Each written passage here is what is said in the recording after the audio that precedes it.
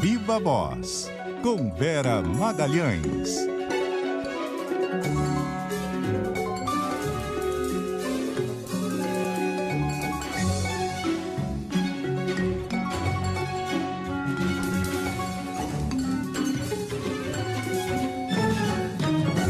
Viva Voz, Vera Magalhães. Boa noite, Vera. Boa noite, Rodrigo, Carol, com muito frio em São Paulo e a todo mundo que está ali enfrentando essa temperatura para nos ouvir e nos assistir. Oi, Vera. Temperatura quente, Brasil afora, no campo político. E aí a gente ouviu aí no repórter CBN essa questão que se desenrolou durante o dia com relação ao presidente Jair Bolsonaro, num ataque aí com Renan Calheiros. Foi ao estado dele lá, Alagoas, daí Renan Calheiros já rebateu. Sei que ele falou mal de Renan Calheiros, mas daí também ele estava ao lado de Fernando Collor, uma confusão danada, viu? É a República de Alagoas rediviva, né, Bocardi? Com novos personagens e alguns que eram aliados em campos opostos, né? Não que Renan e Collor não façam ainda alianças ocasionais, já foram muito rompidos, depois voltaram a se aproximar. Hoje em dia não são aliados, mas também não são inimigos. Mas o Renan é inimigo do Arthur Lira, presidente da Câmara, que estava também ao lado do presidente Jair Bolsonaro. Ele parece que escolheu a dedo, né, o dia para ir a Alagoas. Foi a Alagoas entre o depoimento do Fábio Weingarten na CPI e o dos executivos da Pfizer, que acabaram por corroborar o que se descobriu ontem, ou seja, que o governo retardou propositalmente a compra de vacinas da Pfizer. Não é um bom dia, não está sendo bom para o governo todo o desenrolar dessa questão das vacinas na CPI. E Bolsonaro ainda foi a Alagoas munido da pesquisa Datafolha que mostra ele atrás do ex-presidente Lula em primeiro e em segundo turno, Bocardi. Então ele não estava com o melhor dos humores.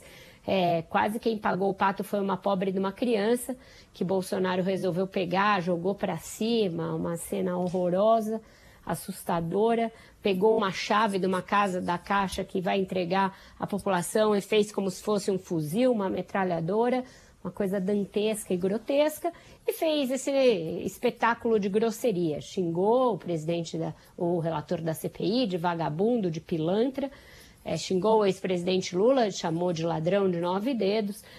Por mais que você seja adversário político de alguém, Bocardi, manda a liturgia do cargo, que se você é o presidente da República, se você vai a um estado promover uma inauguração, mais uma inauguração, se é que é verdade, como disse o governador Renan Filho, de algo que já foi inaugurado, que você esteja ladeado do prefeito, do governador, esta é a liturgia. As pessoas não são donas do cargo que elas ocupam, ele não é dono da presidência da República, não é dono da Caixa Econômica Federal, como quis fazer parecer no seu discurso. O presidente tem de estar ao lado do governador, por mais que seja filho de um adversário. Esse tipo de política rastaquera, política feita com base na inimizade, com base na tentativa de aniquilar o seu adversário, com esse tipo de grosseria, nos traz a esse lugar horrível em que nós estamos hoje, de rebaixamento completo da atividade política e que é promovido diariamente pelo presidente e pelos seus apoiadores. Ele foi lá, mostrou que sentiu o Datafolha e sentiu o que está acontecendo na CPI, Bocardi. Agora, será que essa é a melhor estratégia, Vera? Porque claro que é estratégia, né? Ontem o Flávio Bolsonaro xingou o Renan, hoje o presidente Jair Bolsonaro. Parece que eles não estão muito satisfeitos com esse estilo mais low profile dos parlamentares, dos senadores governistas na CPI. Mas será que é a melhor estratégia comprar briga assim com o relator? Não me parece, Carol, não me parece mesmo. O Bolsonaro só conhece a política praticada dessa maneira, na base do confronto. Ele é beligerante, seus filhos herdaram a mesma característica, todos os seus apoiadores foram eleitos com base nesse DNA, nesse modus operandi beligerante. Mas isso não parece uma boa estratégia para se lidar com uma comissão parlamentar de inquérito que você está com minoria e em que as coisas vão se revelando a seu desfavor. É uma estratégia suicida, kamikaze. O presidente parece apostar que vai conseguir uma cisânia no comando da CPI para isolar o Renan. O que o levou a acreditar nisso? Aquela fala de ontem do presidente da CPI, Omar Aziz, contra a ideia de se prender o ex-secretário de Comunicação, Fábio Weingarten. Mas isso não significa uma cisânia entre ele e o Renan. Essa leitura é equivocada. Naquele momento pontual, o presidente da CPI entendeu que se prendesse um depoente, a CPI degringolaria. Ela iria entrar ali numa espiral de reclamações, de obstruções por parte dos governistas e, assim, propiciar esse discurso que o Bolsonaro fez a despeito da CPI não ter prendido, que a CPI comete crimes, etc., que era isso que eles queriam. Eles queriam que a CPI desse voz de prisão a Fábio Weingarten para vitimizar o presidente e tentar desacreditar a CPI. A meu ver, o presidente da comissão agiu corretamente, mas ele não está rompido com o Renan Calheiros por conta disso. Eles voltaram a se reunir depois disso, estabeleceram uma série de cronogramas, de estratégias tão fechados no resto e provavelmente o relatório do Renan Calheiros vai ser aprovado. Eles vão ter maioria para aprovar esse relatório. Essa ideia de cindir o G7, de fazer uma cisânia nessa maioria, não me parece que vá prosperar, ainda mais com o presidente caindo nas pesquisas e ainda mais com as descobertas que estão sendo feitas, principalmente nesse campo da vacina. Então, eu não acho essa estratégia inteligente, não acho, aliás, que Bolsonaro faça política de uma maneira inteligente. Ele faz de uma maneira muito visceral, dá certo em algumas ocasiões, ele tem uma base que é igualmente visceral, ele contou com dois fatores em 2018, a profunda oposição que havia ao PT e o fato dele ter levado uma facada para se vitimizar. Ele continua apostando nessa briga com o PT e continua apostando em se vitimizar. Vejam que hoje, lá no discurso em Alagoas, ele fala que Jesus Cristo teve um traidor e ele tem contra si um vagabundo. Então, se comparando a Jesus Cristo. Outra estratégia que ele usa recorrentemente, essa da mistificação. Não acho que isso vá funcionar a essa altura do campeonato. Só para a gente seguir, temos aí, para te ouvir também com relação ao depoimento de hoje do gerente geral da Pfizer e tantas outras coisas, mas também tem um ponto que é notícia agora. O César Feitosa registra para a gente e chegou definitivamente pela AGU pedido para que Pazuello fique em silêncio no depoimento. Vamos só ouvir os detalhes. Tá bom. Diga, César. Exatamente, Bocardi. Como a gente antecipou, a AGU acaba de entrar no STF com habeas corpus, pedindo 3 coisas ali para o depoimento do ex-ministro Eduardo Pazuello. O primeiro é o direito ao silêncio, no sentido de não produzir provas contra si mesmo e de somente responder às perguntas que se refiram a fatos objetivos, eximindo o depoente da emissão de juízo de valor ou opiniões pessoais, como está escrito no próprio habeas corpus. No segundo ponto, também, para ele ter o direito de se fazer acompanhar de um advogado, e vai ser um advogado que faz parte da AGU e não o advogado contratado por Pazuello. E o terceiro ponto é também para ele não sofrer quaisquer ameaças ou constrangimentos físicos ou morais.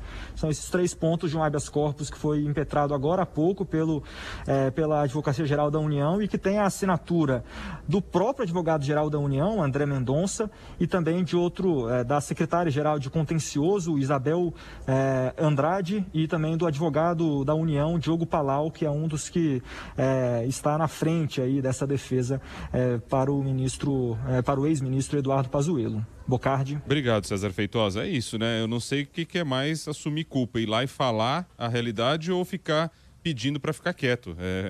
Que leitura você faz, Vera? Bocardi, eu estou lendo, eu também recebi agora, enquanto o nosso repórter lia a notícia, eu vi que eu também recebi o HC.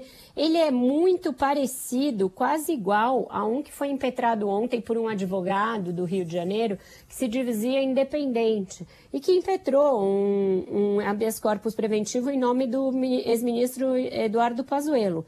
Esse de agora usa quase os mesmos termos, as mesmas justificativas, diz que a CPI se transformou num tribunal de inquisição, etc. Fala da competência do STF, elenca outros casos em que foi concedido o HC preventivo e pede uma liminar. Muito parecido, o que leva a crer que esse de ontem era já um ensaio e que não era tão independente assim, que era uma estratégia meio combinada. Acho difícil, Bocardi, que isso passe no Supremo, que algum ministro, ainda não tem relator sorteado, que algum ministro conceda um HC preventivo para o Pazuello, ainda mais porque ontem foi negada a prisão do Fábio Weingarten. Então, eles não têm esse precedente. Por isso também a decisão do Omar Aziz foi inteligente. Eu sei que muitos dos nossos ouvintes podem ter ficado revoltados na hora, falando, poxa, mas o cara mentiu, então agora está liberado mentir. Foi estratégico aquilo. Eles não queriam justamente também dar vazão a essa justificativa do Pazuello de que ele poderia ser preso, que então, portanto, ele pediu um HC ou para não ir ou para ficar em silêncio.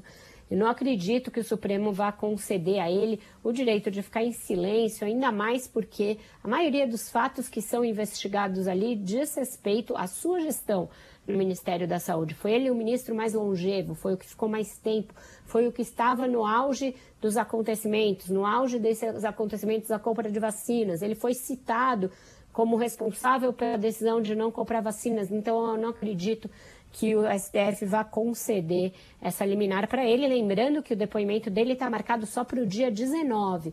Você veja o grau de desespero do ex-ministro, general Eduardo Pazuello, porque já está ingressando no Supremo Tribunal Federal hoje, muitos dias, uma semana antes do seu depoimento marcado na CPI.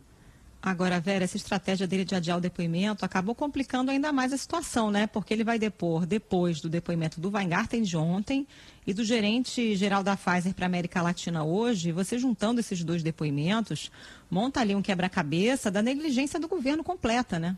Exatamente. Isso a gente pode se gabar, porque aqui neste Viva Voz dissemos a quente isso, que ele ia se dar mal, que era uma estratégia burra, errada, e que ele ia deixar a CPI guardar mais munição contra ele. Então, isso era evidente, basta você ter acompanhado uma CPI na sua vida para entender como as coisas funcionam. Esse governo é um governo de amadores, é muito impressionante isso, tem amadores em todos os lados, na AGU, no Ministério da Saúde, na Presidência da República.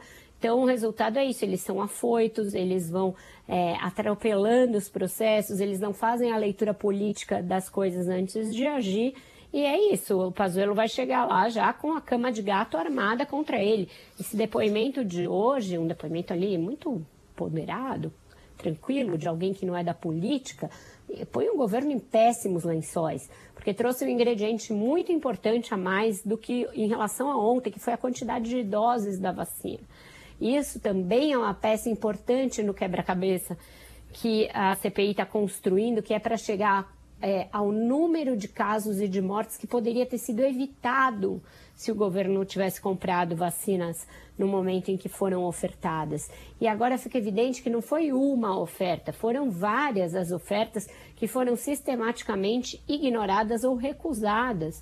E tem um componente muito embaraçoso para o presidente, que foi mostrar que o Carlos Bolsonaro, filho dele, acompanhou uma reunião para tratar desse assunto, o que vai consolidando um eixo que até aqui não era tão importante na CPI, mas que vai ganhando relevância, que é o fato da existência de um gabinete paralelo ao Ministério da Saúde, tomando decisões inclusive estratégicas a respeito da pandemia e orientando o presidente no sentido errado, no sentido da desinformação, no sentido da defesa da cloroquina, tratamento precoce, todas essas baboseiras que nos trouxeram até aqui. Então, um depoimento muito, muito ruim para o governo, esse que mostra que a esta altura, maio de 2021, o Brasil já teria recebido pelo menos 14 milhões de doses da Pfizer, o que significa, contando primeira e segunda dose, que a gente teria pelo menos ali 5 milhões de pessoas imunizadas e que essa imunização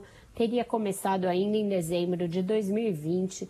Isso é algo muito forte, muito poderoso, muito forte para quem perdeu um ente querido nesse ínterim entre dezembro e agora, muito forte para quem viu o caos que a gente assistiu em março e abril. Vai se complicando muito a situação do governo na CPI. E também uma gestão de um vereador na presidência. Tem isso, né? Um primeiro-ministro placebo. A gente pode definir como. A gente sabe, ontem quando o Weingarten disse que encontrei 2 vezes, ali era a maior mentira de todos. Todo mundo viu, todo mundo acompanhou. E aí vem obra dessa gestão de Carlos Bolsonaro na presidência. Mas não queria entrar nesse ponto. Queria 2 coisinhas aqui. Uma delas é só constar, na verdade te ouvi um pouco também, Vera, mas rapidinho, tá? Porque eu tenho uma outra questão que eu queria te ouvir. Aqui escreve pra gente, deixa eu ver se tem o nome aqui, ele fala, o Célio Cruz. Boa noite, Bocardino, Carol, Vera, ele fala desse jeito. Célio Cruz, do Recife. Como é que pode a Advocacia Geral da União defender o Pazuello? Ele não é mais ministro. A AGU pode? Ele bota aqui, tudo no governo Bolsonaro é surreal.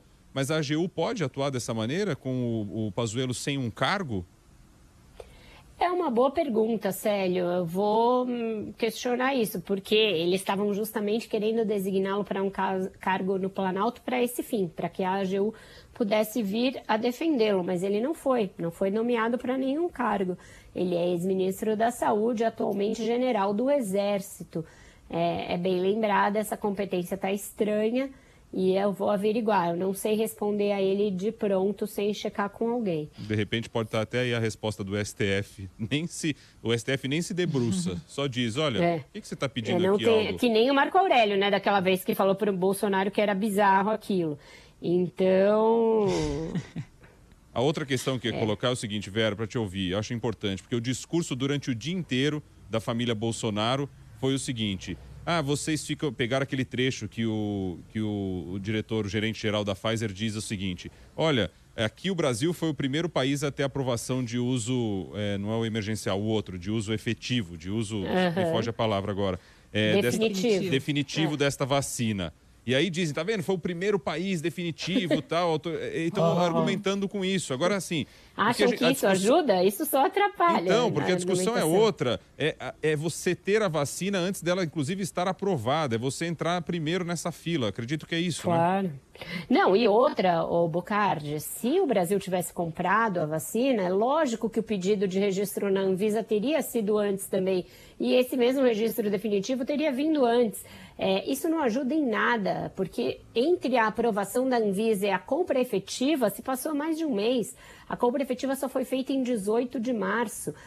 Quando a Anvisa se reúne extraordinariamente em janeiro e aprova a Coronavac e a vacina da AstraZeneca, o Butantan já estava com a vacina da Coronavac pronta, foi dado a vacina no braço no mesmo dia. Então o governo não tinha que esperar a aprovação da Anvisa para comprar vacina, tinha de comprar a vacina, porque isso é uma emergência pública, é uma emergência sanitária, é uma crise humanitária, uma crise epidemiológica, etc., tudo que você quiser, e aí se empenhar pela aprovação.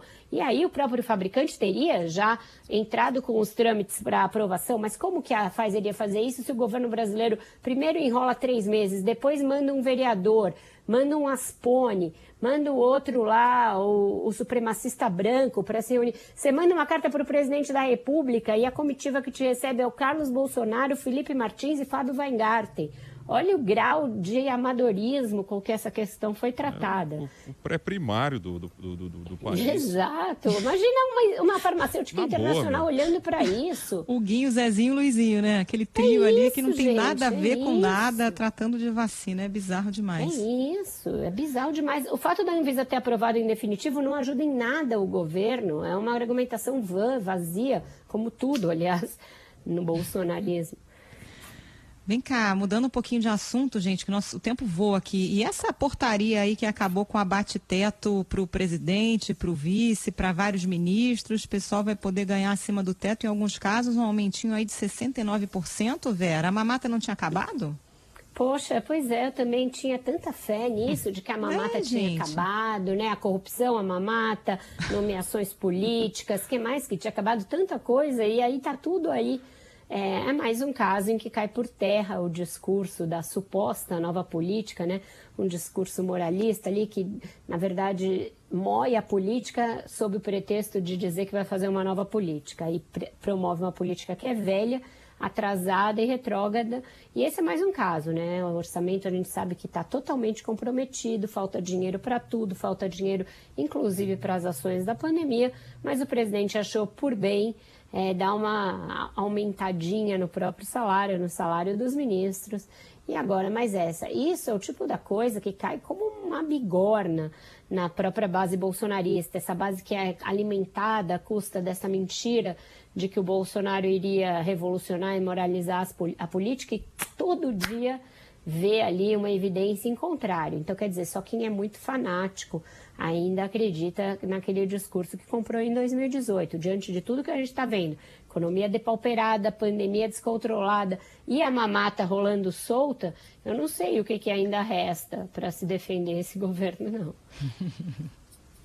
Para a gente fechar, tem essa questão da Câmara também, né? Arthur Lira virou o grande herói, né, do presidente nessa altura do campeonato. É ele tentando se amarrar e segurar nas pontas que dá, que consegue. E esse foi mais um exemplo.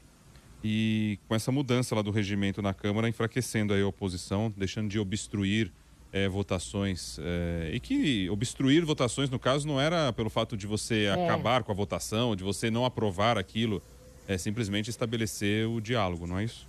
Exato. Obstrução não é uma interdição a que as votações avancem, é um direito da minoria para você ter mais tempo para debater certas matérias e evitar que o governo passe um rolo compressor nas pautas que são do seu interesse. Isso é democrático, isso acontece em todos os parlamentos.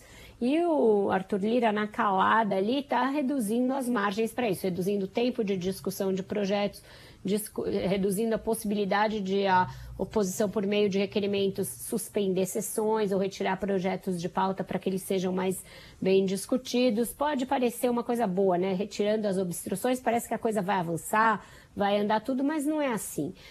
Todo tipo de rolo compressor ou de trator, né, que está na moda, que você passa sobre a oposição, sobre o debate, reduz a margem da democracia, reduz o diálogo, reduz a possibilidade de que a sociedade seja alertada pela oposição sobre o conteúdo de alguns projetos e tente discuti-los e tente evitar que eles sejam votados. Então, a gente viu isso acontecer em outros parlamentos de autocracias em construção, né, nesse modelo moderno em que você não acaba com a democracia por meio de um golpe, você vai minando os seus mecanismos, minando as suas ferramentas.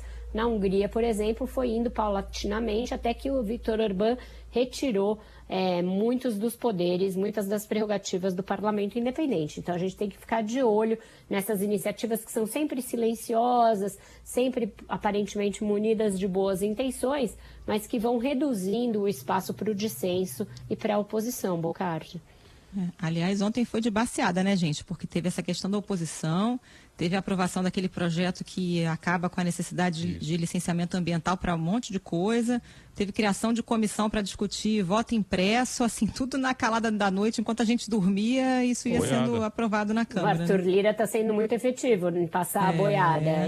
Como propugnou o Ricardo Salles, ele está sendo muito eficaz. Ele conhece os mecanismos da Câmara, ele é alguém que está há muito tempo ali, muito enfronhado, tem uma maioria muito sólida e está sabendo muito estrategicamente colocar as coisas do seu interesse em votação sem enfrentar quase nenhum tipo de oposição para isso.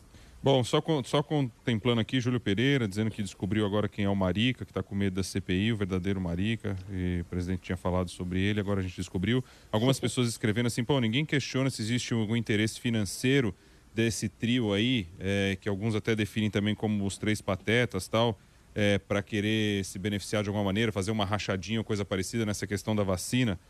Não temos nenhum indício, simplesmente o que as pessoas desconfiam pelo histórico ali desses integrantes. Teve até, né, acusação dentro do Ministério da Saúde. Um assessor do Pazuello falou em pichulé, isso foi questionado ao Fábio Weingarten ontem, ele negou e disse que essa foi uma das razões pelas quais ele ficou revoltado e resolveu falar com a revista Veja. Então já foi feita alguma insinuação de interesse econômico, no caso do Fábio Weingarten, ele desmentiu, ficou irritado, ficou possesso. Diz que por isso que deu a entrevista, inclusive. O executivo da Pfizer hoje negou também, perguntaram várias vezes, ele disse que não. Bom, e antes da música, durmam então com o barulho dos salários deste aumento todo aí.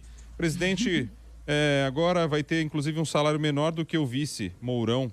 Vai de 30 mil para 41 mil reais por mês. Mourão vai ter um aumento aí de quase 64% com essa mudança, porque agora passa a ter... Você pode ter vários tetos, né? A sua casa, você ganha várias casas.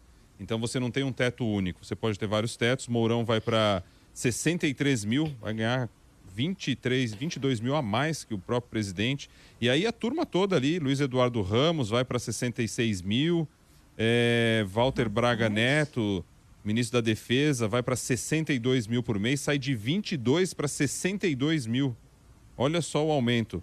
Não é pouca coisa, não. Augusto Vai Heleno... dar para comprar aquela carne de R$ 1.800, Várias. todo mundo fazer um churras aí. Ministro-chefe do Gabinete de Segurança Institucional, Augusto Heleno, de 23 para 63 mil. De 23 para 63 mil.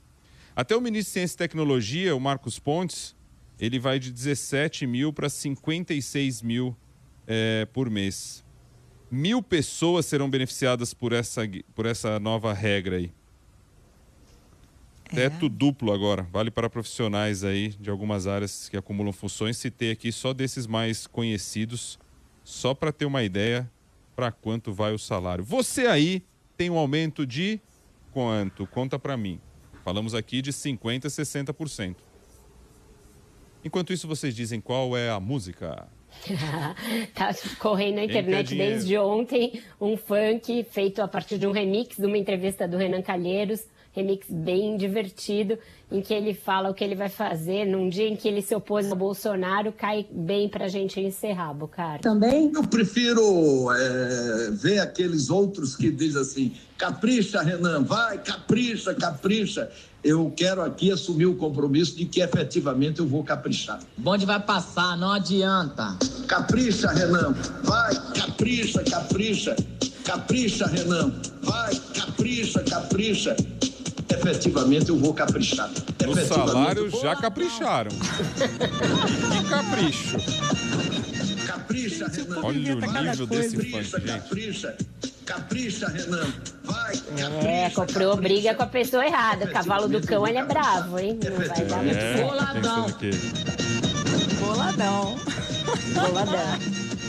Derruba Bolsonaro e Pazuello também? Eu vou caprichar. Derruba Bolsonaro e Pazuello também? Matador. Eu vou caprichar. Esse nosso Brasil, viu? Viva a voz, Vera Magalhães. Ó, até quem apoia aqui até quem apoia o governo aqui não teve aumento de salário não, viu? Não teve, né? Infelizmente. Tchau, Bocardi. Esses aumentos cabem recurso, eu tô desempregado há 5 anos. Esse funk foi ótimo. Trabalho na saúde, não tem aumento. 20 anos sem aumento. Cara, Eu vou caprichar. Vamos nessa, vai. Beijo, Vera. Valeu, Vera. Tchau, obrigado, viu? Boa noite.